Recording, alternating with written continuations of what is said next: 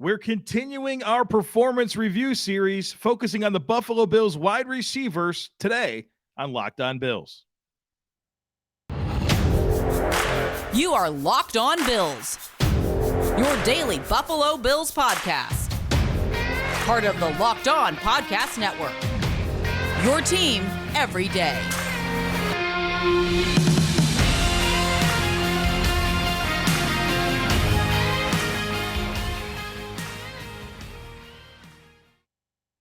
What's up, Bills Mafia? It's Joe Marino from the Draft Network, and I'm your host of Locked On Bills.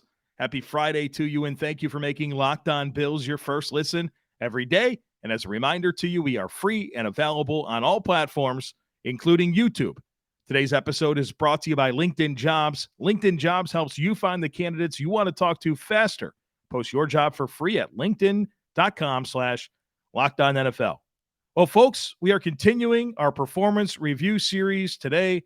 The focus is on the Bills wide receivers, and just like we did for the quarterbacks, the running backs, tight ends, and specialists, we're going to evaluate what the Bills have at receiver to determine what they need. Real quick, in case you missed it earlier in the week, you'll notice if you're joining us on YouTube that I'm recording this from a hotel room. I'm in Mobile, Alabama for the Senior Bowl this week, and I'll be in Arizona next week for the Super Bowl. And so my backdrops will not be what they normally are, but obviously this is where I'm at. And so this is where I have to record the podcast. And so obviously not my favorite scenery behind me here, but this is the way it's going to be for the next couple of weeks. So let's have the conversation on the Bills wide receivers. And obviously this is a big talk to have today, just given some of the questions that exist with this group. Now, we'll start with a player that there really aren't any questions about, and that's Stefon Diggs, the Bills' number one wide receiver, acquired through a trade in 2020 with the Minnesota Vikings. Steph is 29 years old. He turns 30 in November. He's under contract through 2027. He just signed that 4-year, $96 million extension, so Steph Diggs is locked up long term. In terms of his 2022 statistical production, he caught 108 passes for 1,429 yards, 11 receiving touchdowns, and those 11 receiving touchdowns tied the franchise record for a single season that Bill Brooks had set, and now Stefon Diggs also has tied him. I thought there was a chance he could break it this year. I guess we'll have to wait one more year for that record to be broken. Some advanced metrics on Stefon Diggs. Josh Allen had a passer rating of 124.3 when targeting Stefon Diggs, and that's the highest passer rating when targeted of Stefon Diggs' career. And it's a big jump from last year when it was 94. And a big reason for the jump in passer rating when targeted is in 2021, when Josh Allen was targeting Diggs, he threw 6 interceptions. This past year, Josh only threw 1 interception when targeting Stefon Diggs. Another number that is in a good spot is his reception percentage. Stefon Diggs caught 72.5% of his targets this past year, and that's up from 65% in 2021. Now, it wasn't quite the 78.4 in 2020, but still a really good number. Steph Diggs averaged 13.2 yards per reception. That's the most during his 3 seasons in Buffalo by a full yard. Now, yards after catch, not necessarily a number that Steph Diggs has been successful with in Buffalo, 3.9 yards after catch per reception this past season. It's low, but it is the best mark that he's had in 3 seasons with the Bills. Diggs' average depth of target was 11.9, which is the exact same number it was in 2021, and then his contested catch rate was 50%, which is solid. His career average is 57%. And then lastly, his drop rate, 7.7% this past year, which is actually pretty high for him, second highest of his career, and his career average is 5%. So a little uptick in drops from Stefon Diggs this past season. Now, as far as his 2022 review, I mean, Steph Diggs remained one of the premier wide receivers in the NFL. The production speaks for itself. The consistency speaks for itself. He's a high-impact player that does everything. I love the uptick in efficiency when it comes to passer rating, reception percentage, yards per catch. All of that was really, really good. As far as his 2023 outlook, this one's real simple. Just more of the same. Now, I hope the group around him can be better given the attention that Diggs commands, but we're just looking for Steph Diggs to continue to be the exact player he's been for 3 seasons in Buffalo. Now, let's pivot to a player that it's going to be a little more complicated, and that's Gabriel Davis, a 2020 fourth-round draft pick, number 128 overall. 23 years old. He turns 24 in April. He's entering year 4 of his 4-year, $3.9 million rookie contract. In 2022, he caught 48 passes on 93 targets, 836 yards, 7 touchdowns. Now let's dig into some advanced metrics with Gabe Davis. The passer rating when targeted, 80.7, and that's a very, very low number and down considerably from where he was in his first 2 seasons when that passer rating when targeted was around 110. It's down to 80.7. So Gabe got a lot more opportunity, and the opportunity led to some efficiency issues, which is also encapsulated by the next number that I want to mention, which is his reception percentage, which was 51.6% last year. It's a very, very poor number, and it's been a poor number for Gabe, only 57.4% in his first 2 seasons. Now, I understand this number is low due to a high average depth of target, which we'll talk about in just a minute, and some of it has to do with uncatchable targets. But that said, it's still way too low. Given the spread dynamics of the Bills' offense and the attention on Stefon Diggs, there should be a significantly higher level of efficiency from the Bills' number 2 wide receiver. But that's just not the case, 51.6%. We just talked about Steph Diggs at 72.5%. Gabe's got to be in the 60s, at least, right? Mid-60s. And so that's a huge concern of mine. Now, Gabe had a really good average yards per reception, 17.4. That's the highest of his career. Yards after catch continues to not be something Gabe Davis really provides. 2.9 yards after catch per reception, which is a full yard less than his first 2 seasons. So, I mean, that's still a really poor number. Only 2.9 yards after catch per reception. His average depth of target was 16.3, and I find that number to be really, really high for a guy that had nearly 100 targets. In fact, it's the highest in the NFL among wide receivers with at least 50 targets. And to me, it speaks to the limitations of his skill set. He's not a big enough factor in the short to intermediate areas of the field because he isn't a quick separator, which I think limits the offense, especially when you didn't have your slot position figured out to really gain, right, in that slot player what you don't have in Gabe Davis. His contested catch rate came down a ton this year, only 35% in contested situations. In 2021, that was 72.7%. But in 2020, as a rookie, it was 26.7%. So I think it normalized in a way. I think last year, the 2021 season was the outlier. His drop rate went up again, 12.7%, up from 10.3% in his first 2 seasons. So a lot of concerns here with these numbers. And I think we'll get into the review here, but 836 yards, 7 touchdowns, that's solid wide receiver 2 production. But it goes beyond that. Drops, they're a problem. The limited route tree is a problem. Limited ability to win at all levels of the field is a problem. Limited yards after catch skill set. All of that limits the offense as a high volume target. We're talking about nearly 100 targets last year for Gabriel Davis when he doesn't provide a complete enough skill set to not limit the offense when you're going to funnel so much of it through him. Now, look, he had some really good moments. I don't want to take that away from him. Some really strong moments. And I like that he's still very young. I mean, he's got 3 seasons under his belt, and he's entering his age 24 season. I want to be optimistic here, but I think the Bills need to either get a do-everything wide receiver 2 and bump Gabe Davis down the pecking order, or get the slot receiver position right so that you can get the missing components from Gabe's skill set and not limit your offense if he's going to be on the field as much as he is. Now, as far as his 2023 outlook, I mean, I'm looking for way more efficiency with his opportunities. The drops have to come down, and he's got to capitalize on a contract year. There's a lot on the line for Gabe as a player, but also for this Bills offense if they're going to rely on him in that same role again. Now, I'm not sure he's going to reinvent himself as a player. In fact, I would tell you that he's not going to. The skill set is the skill set. So you have to ask yourself questions about how do you maximize what he does bring to the offense, but not limit the offense. And I think that comes through either getting a legit slot receiver, again, to give your offense what Gabe's skill set is missing, or you need to get a do everything wide receiver too, and then Gabe Davis just comes down the pecking order. But I don't think you can go back into it with, some questionable slot receivers. Diggs is your one, Davis is your two. I think you're asking for a lot of the same issues that plagued you this past season, because I don't think he's going to reinvent himself as a player this coming offseason. In fact, I think that would be foolish to expect that. As a small business owner or hiring manager, you know that success in 2023 all depends on the team members that you surround yourself with. And that's why you have to check out LinkedIn Jobs.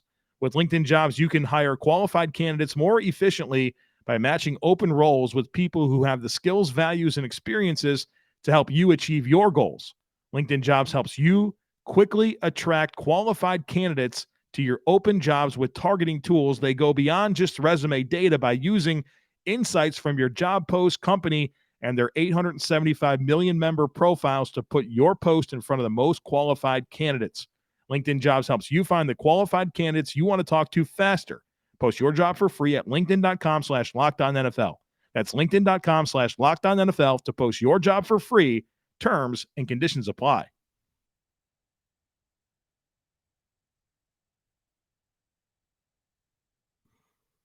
All right, let's move on to a bunch more of these Bills receivers. We're going to get to them all. Isaiah McKenzie, Khalil Shakur, Crowder, Kumaro, Beasley, Brown. We got a lot to get to here today. So the next one up is Isaiah McKenzie, a player that was acquired in season during the 2018 year.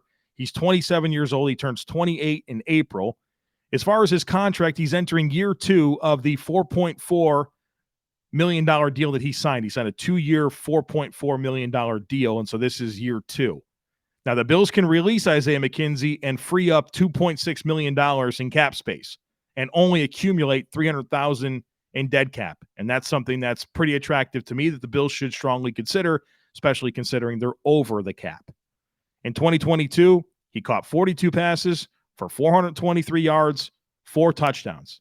And those were career highs in receptions and yards. And so a big uptick in production for Isaiah McKenzie, which, of course, is expected given the uptick in opportunity and the fact that, Cole Beasley really wasn't a part of the team until the last couple weeks of the season. Some advanced numbers on Isaiah McKenzie that I want to bring up. 3.1 yards after catch per reception. That's extremely low for a player like Isaiah McKenzie that you think would be a good player after the catch, but he only gave you 3 yards after catch per reception. 10.6% drop rate. That's way too high. And I think when you look at Gabe Davis at over 12%, you have Isaiah McKenzie at 10.6% drop rate, and Dawson Knox, who is just under 10%. That's 3 of your most prominent weapons in your passing game with drop rates, around 10%. And I think probably if you took all 3 of them combined, it'd be over 10%. And that's a bit of a problem. That needs to come down. The other number that I want to mention here is Josh Allen had a 95 passer rating when targeting Isaiah McKenzie, which is okay. As far as his 2022 review, I think in a lot of ways it's like Gabriel Davis. When you provided a player with limitations in their skill set with more opportunities, it limited your offense. Isaiah McKenzie continues to be ineffective at reading coverage, making side adjustments, and being available in zone coverage. He didn't make anybody forget about Cole Beasley and how Cole Beasley impacted the scheme in ways that Isaiah McKenzie can't. And part of our conversations in the offseason leading up to 2022 was that I had my doubts that in his age 27 season that he would reinvent himself as a player, and that proved to be the case. Now, I like that the contract investment was minimal with Isaiah McKenzie, and that makes his season last year more digestible, but not having Jamison Crowder healthy took away from the slot production, put more on McKenzie, and I think that hurt the offense. So as far as my 2023 outlook, if I were making the call here, I'd take advantage of the cap savings and say goodbye. He's a limited wide receiver 4 or 5 that doesn't really bring added value on special teams outside of, in an absolute emergency, asking him to return. And then even if you ask him to return a kick or a punt, you're going to hold your breath because of the consistent decision-making and ball handling issues that he's illustrated throughout his career. And so I don't know if the Bills will move on from McKenzie, but the ability to free up $2.6 million in cap space looks very attractive to me. Let's move on to Khalil Shakir, a 2022 fifth-round pick, 148 overall. He turns 23 today, literally on February 3rd, the day that I'm releasing this podcast. So happy birthday, Khalil Shakir. He's entering year 2 of his 4-year, $4 million deal. In 2022, he played 29% of the snaps on offense, and the only special team snaps that he played was when he got a chance to be the punt returner after Jamison Crowder got hurt and before Nyheim Hines was acquired. He caught 10 passes for 161 yards and a touchdown, and then in the playoffs, he actually had 5 receptions for 91 yards. As far as his review, I thought he had a really good preseason that showed us some exciting flashes of his playmaking ability. Now, in season, the production was, it was modest, right? He caught 10 passes for 161 yards, but I really enjoyed the flashes. I mean, we saw some vertical ability out of him. We saw some good route running. We saw him win in some contested situation. He was actually 2 of 3 in contested situations, decent yards after catch ability. I think it was a really strong foundational year for him to learn the offense and establish some chemistry with Josh Allen.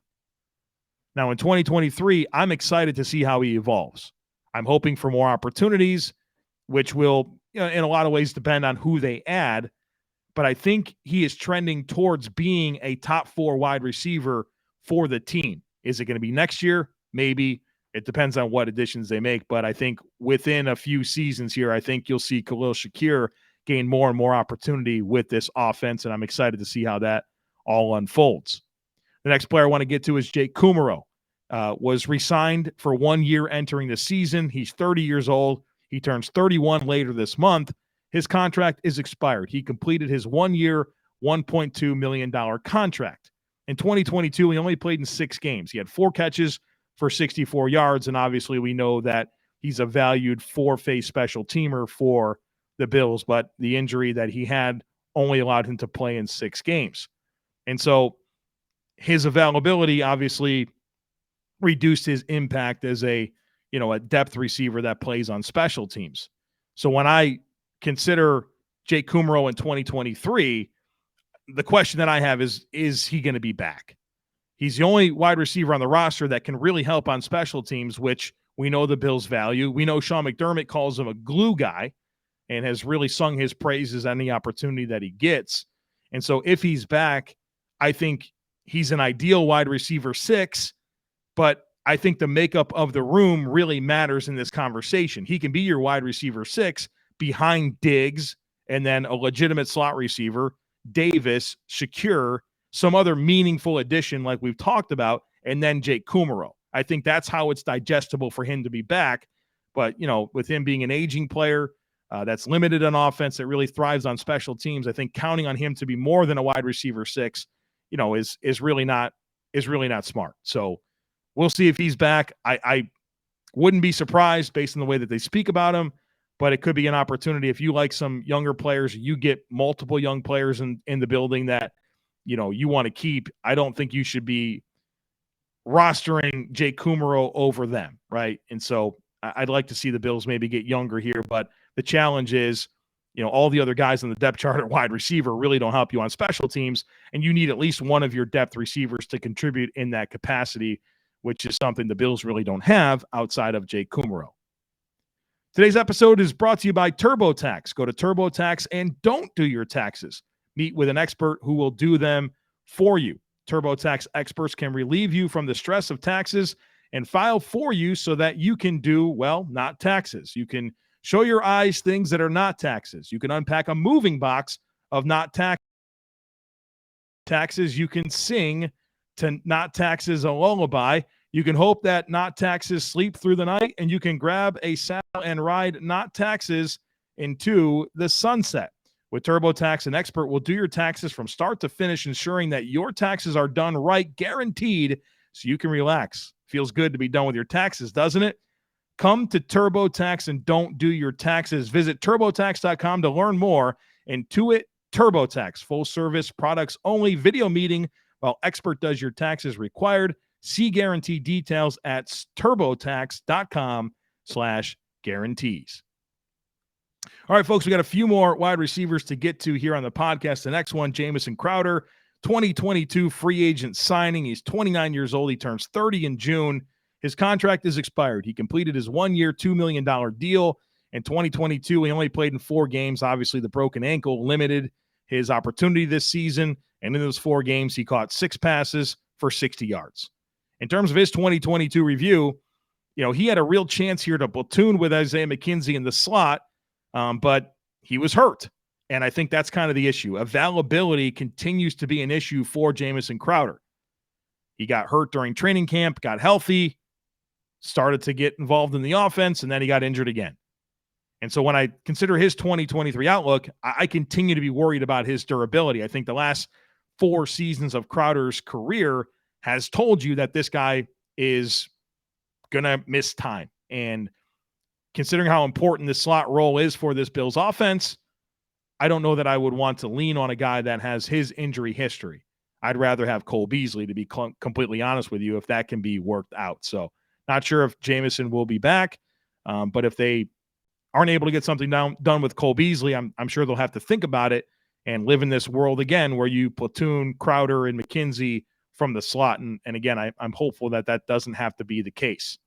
Let's move on to Cole Beasley. Speaking of Cole Beasley, acquired through an in-season signing this year. He's 33 years old. He turns 34 in April. His contract is expired. He has stated that he'd love to come back if it can be worked out. In 2022, he only played in 4 games, including the playoffs, had 7 catches on 11 targets for 86 yards and a touchdown. As far as his 2022 review, kind of a challenging situation for him to get up to speed.